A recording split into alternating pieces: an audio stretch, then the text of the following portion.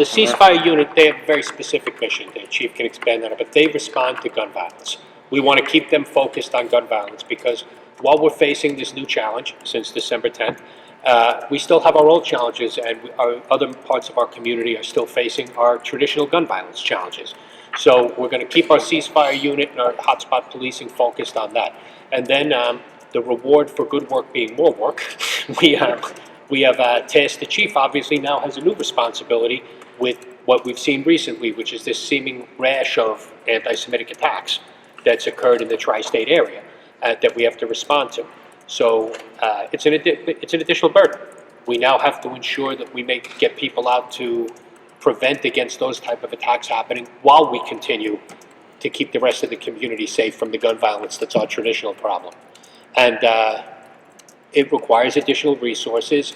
We've seen a slight uptick in our gun violence in December, which I directly attribute to the fact that the chief had to divert resources to this new mission and pull them away, which I think kind of speaks to the success of the policing strategies. It's not that our challenges went away, it's that it was addressed correctly and had some success, and when we had to divert resources, we saw it start to tick back up. So we're going to be meeting on how to plan that, but the simple answer to your question is we have to do both.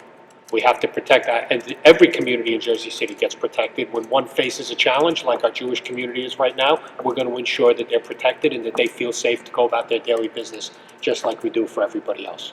Yeah, so I think when the Monsey attack happened, myself and Director Shea were on the phone for hours because that threat certainly could have ended up in Jersey City. So we were well ahead of the planning stage in terms of if it hits coming through the tunnel into Jersey City, and we monitored New York City and upstate New York for the intelligence that was coming out of that investigation. So we are well aware of that. The second important component is the communication with the identified Jewish neighborhoods. So it's very easy to figure out where the synagogues are and the schools, but it's not as easy to figure out where the population of the Jewish neighborhoods are coming in, because it changes quite rapidly right now. So the communication is really important. So between myself and Director Moody and Director Shea, we have a very, very good handle on what folks are requesting from us.